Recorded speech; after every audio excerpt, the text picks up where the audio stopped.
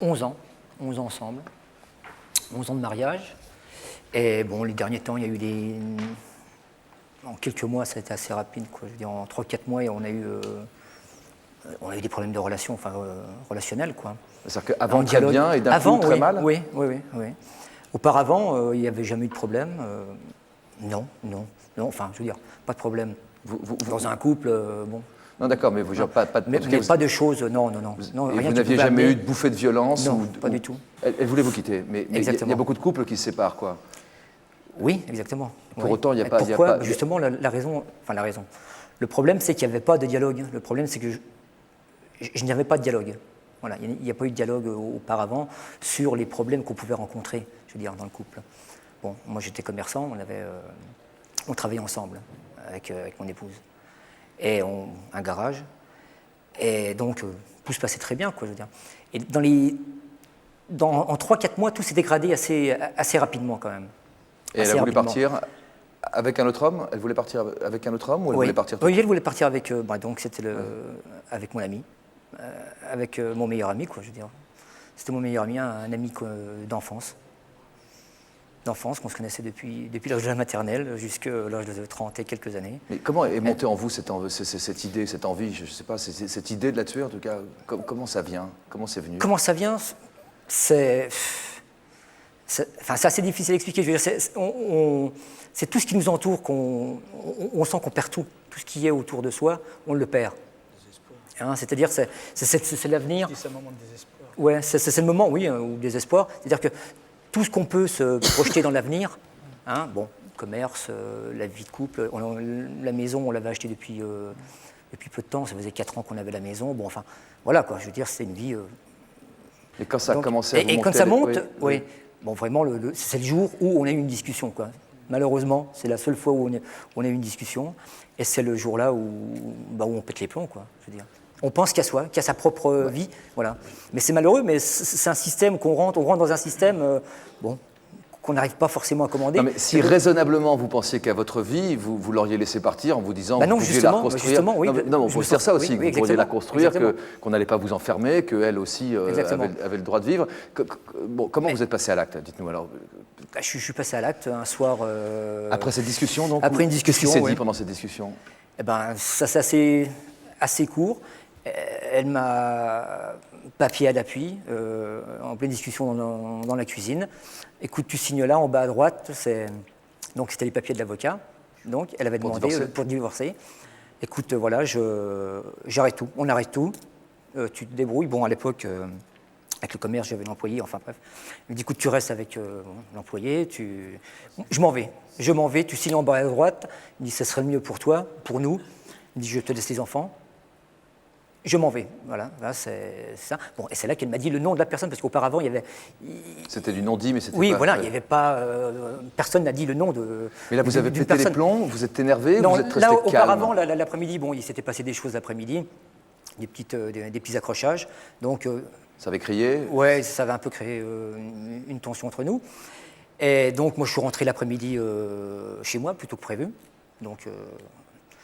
et puis donc, moi, c'est par strangulation. Donc je suis descendu, je suis allé chez moi, j'ai pris une corde. Et le soir, donc au départ, j'avais l'idée, je veux dire, parce qu'on avait eu des tensions quelques jours auparavant. Enfin, moi, je voudrais savoir, c'est de la colère ou du désespoir? C'est de la colère ou du désespoir? Parce que c'est soit l'un ou l'autre. Justement, le problème, il est là, je veux dire. Oui, c'est de la colère, je veux dire. Mais c'est aussi de l'orgueil aussi, quoi. Voilà, est-ce que vous avez pensé à vos enfants? Ben non, justement, on ne pense pas à ça. Justement, vous ne pensez pas à ça. Je veux dire, quand vous êtes pris dans le tourbillon de vouloir... Comment le vivent vos enfants, là? Comment le vivent vos enfants? Les enfants? Comment le vivent? Comment les vivent? Je ne sais pas, je ne les vois plus. Vous ne les voyez plus? Non, je ne les vois plus, les enfants. Je ne les ai pas revus depuis... Mal, ils le vivent mal. Oui, j'imagine... Je pense qu'il a craqué les plombs. Je suis désolée, mais on n'a pas tué quelqu'un parce que vous trouvez que votre femme, elle ne vous aime plus. Attendez. Ah oui, non, mais je dis, attendez, moi, je n'essaye pas de me trouver de raisons ou d'excuses ou quoi que ce soit, je veux dire. Dans la forme, je veux dire, quand on pète les plombs, je veux dire... Vous avez dû péter les plombs parce que tout votre univers s'est écroulé. Oui, voilà, mais la question, Robert, que vous posiez entre le désespoir et la colère, c'est est-ce que vous l'avez fait à chaud, sous la nervosité, j'imagine, ou est-ce que vous l'avez fait à froid, dans un grand moment? Est-ce que vous avez consommé de l'alcool un peu avant? Non, pas du tout. Rien du tout, d'accord. Pas du tout, non. Non, c'était en pleine discussion, on se lançait des injures, enfin voilà, c'était des trucs comme ça. Et puis voilà, c'est comme ça. Ouais. Et puis elle m'a mis au pied du mur en me disant, écoute, c'est comme ça, c'est comme ça. Ça faisait 3-4 mois que ça allait mal, mais pendant ces 3-4 mois, vous aviez déjà eu des bouffées de violence, des pulsions de mort? Non. C'est ce jour-là que vous avez été chercher une corde, qu'est-ce que vous en avez fait? Je l'ai mis dans ma poche. J'avais dans la poche, au moment où on discutait là, et c'est elle qui est venue à ce sujet, quoi, à ça, quoi. Et puis voilà, ça s'est envenimé. Bon, au bout d'un moment, en pleine nuit, on est parti se coucher. On montait se coucher.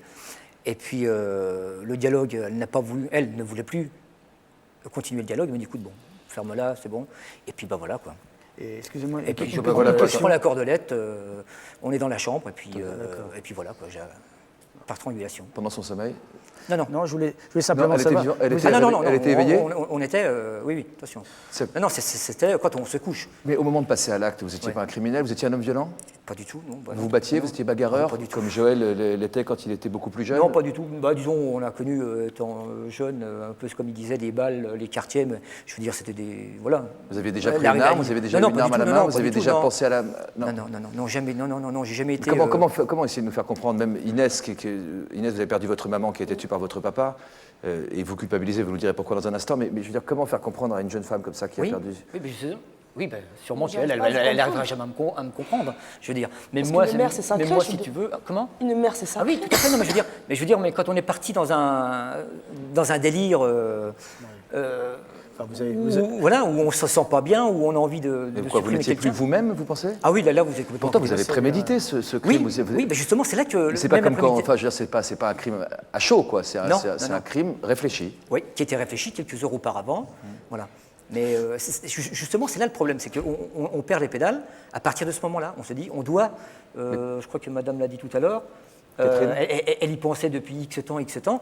Bon, moi, c'était pas depuis X temps, c'est depuis X heures. Oui, mais madame, elle avait une bonne raison. Oui, non, mais bien sûr, oui. Non, mais je veux dire, c'est dans la pensée, hein, ce qui arrive dans la pensée, je veux dire. C'est ça, quoi, je veux dire. Et au moment de la tuer? Eh ben, vous êtes plus vous-même. Vous êtes plus vous-même. Vous êtes plus vous-même, ça disjoncte, vous sortez la cordelette, je veux dire, et puis voilà, quoi, je veux dire, vous êtes complètement à côté de mes pompes. Je vais vous poser une question. Quand vous avez dit que vous avez vu défiler votre vie, que tout s'écroulait, tout ça et tout, parce que vous avez vu que votre femme allait vous quitter. Oui. Quand vous êtes passé à l'acte, vous n'avez pas vu la vie de vos enfants, de vous et tout après? Non, vous pensez qu'à vous, non. Je suis désolé, mais... C'était à vous, je suis désolé, on pense pas... la première personne, Pierre, sinon on a du mal à comprendre vite. Je n'ai pensé qu'à moi. Oui, parce que là, ce que j'ai du mal à comprendre, c'est... On pense qu'à soi, quoi. Ce que j'ai du mal à comprendre, en tuant votre femme, excusez-moi, vous avez tué ce que vous aviez de plus cher au monde. Avec vos enfants, je présume. Exactement. Hein? Et donc, c'est quand même horrible. Excusez-moi, c'est horrible ce que vous avez fait. Moi, ce que j'ai fait, c'est... De toute façon, je pense que tous les crimes ou tous les meurtres sont horribles. Non, ce que je veux dire, vous n'aviez pas de bonnes raisons, vraiment. Non, c'était... Non. Comme je l'ai dit tout à l'heure, c'est peut-être aussi... C'est un acte gratuit que vous avez fait. Gratuit, ça... Bah oui. Ça me paraît bien... Bah gratuit dans le sens, écoutez, je sais pas, les divorces... C'est sa personnalité qui ressort, c'est de l'orgueil. Si vous aimez plus, je vois pas la raison, vous voyez ce que je veux dire, c'est vous aimez plus... Mais c'est tout un enchaînement, je veux dire. C'est-à-dire, vous aviez quelle relation avec elle? C'était une relation passionnelle, c'était une relation... Oui, parce que là, vous nous racontez une relation pépère, entre guillemets, quoi, c'est-à-dire la maison depuis 4 ans, une affaire ensemble, un commerce qui se développe, etc. Enfin, je veux dire, une vie, comment vivent des millions de gens. Exactement.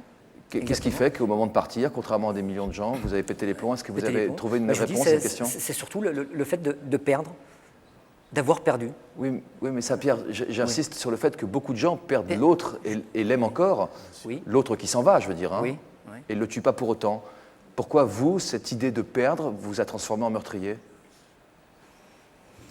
Parce je vais avoir peut-être une réponse difficile, mais je sais pas. On n'est pas soi-même quand il y a eu, quand on s'est mis à l'esprit, quand on se met à l'esprit de faire quelque chose, c'est difficile après de donner une raison. Vous dites, Catherine? Si, pour moi, c'est parce qu'il s'est senti déshonoré, parce que sa femme allait le quitter. Parce que les enfants, il fallait penser aussi. C'est même pas ça. Il faut y penser aux enfants. Vous avez tué leur mère. Non, mais la vie serait une boucherie si tout le monde pensait comme ça. Moi, je pense que monsieur, il a fait ça parce qu'il voulait pas que sa femme aille trouver du bonheur ailleurs, soit heureuse ailleurs. Et donc, il a voulu. Et puis il a voulu. Dans ce cas-là, c'était un acte égoïste, quoi. c'est un oui, acte égoïste. Justement, c'est ce que j'ai dit. Là, c'est un acte J'ai bien égoïste. dit que ça devenait un acte égoïste. Alors vous dites qu'après, vous n'avez pas eu un sentiment de culpabilité juste après juste quand vous avez vu qu'elle était morte, par exemple, vous avez dit, bon, ça y est, elle est morte. Enfin, Bon, je suis dans un état second, je veux dire, on peut dire comme ça, je ne suis pas tout à fait moi-même. Hein. Donc, je réagis comme j'y réagis, je veux dire, c'est là qu'on se dit, mais qu'est-ce qui s'est passé? Là, moi, à ce moment-là, je me suis dit, mais qu'est-ce que j'ai fait, quoi? Vous êtes posé des questions, alors? Bah oui, je me suis dit, mais qu'est-ce que j'ai fait? Je suis parti, j'ai quitté la chambre, hein, et je suis descendu les escaliers, je suis remonté, et je suis parti à la police avec le corps de ma femme. Ah, vous avez emmené le corps? J'ai emmené le corps, je me suis rendu à la gendarmerie, donc, et j'ai pris le corps de ma femme, je l'ai mis dans le véhicule, et je suis allé à la gendarmerie.